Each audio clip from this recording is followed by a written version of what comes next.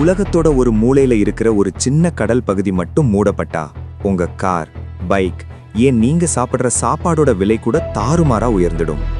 ஆமாங்க, ஈரான் நாட்டுக்கும் இடையில இருக்கிற அந்த ஹார்முஸ் ஜலசந்தி தான் இப்ப உலக பொருளாதாரத்தோட கழுத்தை பிடிச்சுக்கிட்டு இருக்கு. ஈரான் நினைச்சா நிஜமாவே உலகத்தையே ஸ்தம்பிக்க வைக்க முடியுமா? இதனால இந்தியாவுக்கு என்ன ஆபத்து? வாங்க ரொம்ப சிம்பிளா அலசி பார்ப்போம்.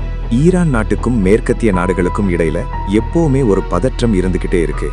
ஆனா ஈரான் கிட்ட இருக்கிற ஆகப்பெரிய ஆயுதம் எது தெரியுமா? அது அவங்க கிட்ட இருக்கிற அணு ஆயுதமோ இல்ல ஏவுகணைகளோ கிடையாது. அது அவங்க வீட்டு வாசல்லையே இருக்கிற ஹார்முஸ் ஜலசந்தி. இந்த ஒரு இடத்தை மட்டும் ஈரான் லாக் பண்ணுனா உலகமே இருட்டுல மூழ்கிடும்னு சொல்றாங்க. அது ஏன்? அங்க அப்படி என்னதான் இருக்கு? எல்லாத்தையும் ஒன்னா பார்ப்போம். இது ஏன் இவ்வளவு முக்கியம்?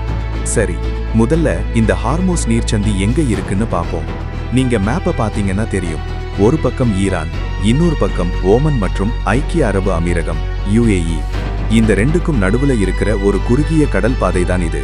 பாரசீக வளைகுடாவில் பெர்ஷியன் கல்ஃப்ல இருக்கிற Saudi Arabia, Kuwait, Iraq, Qatar போன்ற நாடுகளிலிருந்து வர்ற எண்ணெய் கப்பல்கள் எல்லாம் இந்த ஒரே ஒரு பாதை வழியா தான் வெளியே வர முடியும். இந்த இடத்தோட அகலம் எவ்வளவு தெரியுமா? வெறும் 33 கிலோமீட்டர் தான். ஆனா கப்பல்கள் போறதுக்குன்னு இருக்கிற அந்த உண்மையான பாதை வெறும் 2-3 கிலோமீட்டர் தான். அதாவது ஒரு பெரிய சிட்டிக்குள்ள இருக்கிற மெயின் ரோடு மாதிரி இது. இங்க ஈரான் தான் அந்த ரோடோட ஒரு பக்கத்தை முழுசா கண்ட்ரோல் பண்ணுது. அவங்க நினைச்சா அங்க ஒரு செக் போஸ்ட் போடுறது ரொம்ப சுலபமான விஷயம். இப்போ என்ன நடக்குது? இப்போ ஏன் இத பத்தி நாம இவ்வளவு பேசுறோம்? ஏன்னா மத்திய கிழக்கு நாடுகள்ல மிடில் ஈஸ்ட் இப்போ போர் மேகங்கள் சூழ்ந்திருக்கு. இஸ்ரேல் ஹமாஸ் போர், ஈரான் இஸ்ரேல் மோதல்னு நிலைமை ரொம்ப மோசமா இருக்கு.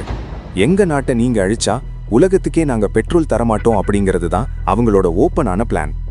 இதனால தான் அமெரிக்கா தன்னோட 5வது கடற்படை பிரிவை 5th ஃப்ளீட்டை எப்பவுமே அந்த பக்கமே நிறுத்தி வச்சிருக்காங்க. இப்ப சில நம்பர்ஸ் பார்ப்போம். அப்பதான் இதோட சீரியஸ்னஸ் நமக்கு புரியும்.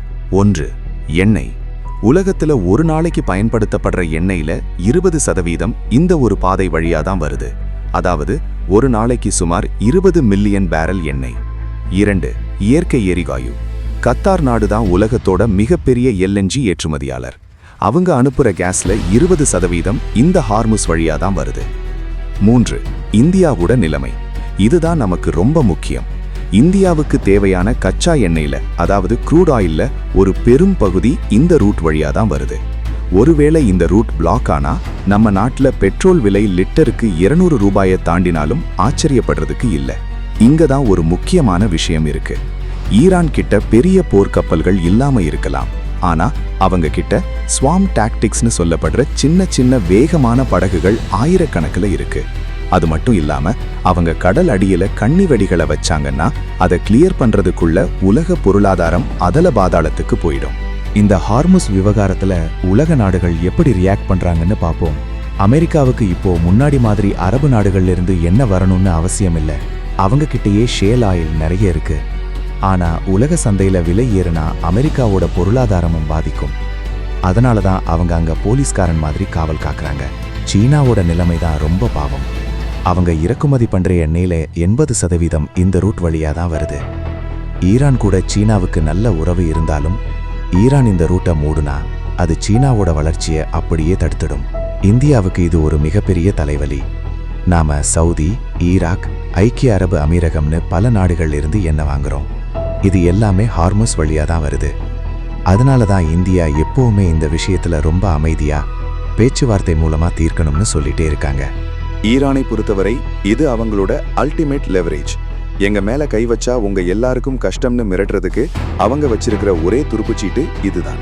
உடனே உங்களுக்கு ஒரு கேள்வி வரலாம், ஏன் சார் வேற வழியே இல்லையா, சுத்திட்டு போக முடியாதா அப்படின்னு. உண்மை என்னன்னா சவுதி அரேபியா கிட்டையும் UAE கிட்டையும் சில பைப்லைன்கள் இருக்கு. அதாவது ஹார்முஸ் நீர்ச்சந்தியை தொடாமலேயே நிலப்பரப்பு வழியா எண்ணெயை கொண்டு போக முடியும். ஆனா அந்த பைப்லைன்களால 20 மில்லியன் பேரலை வெறும் 3 அல்லது 4 மில்லியன் பேரலை மட்டும்தான் கொண்டு போக முடியும். மீதி 16 மில்லியன் பேரலுக்கு வேற வழியே கிடையாது. கடல் தான் ஒரே வழி. என்ன நடக்க வாய்ப்பு இருக்கு? இப்ப நாம 3 முக்கியமான சூழ்நிலைகளை பார்ப்போம். சினாரியோ 1, நிலைமை இப்படியே போறது.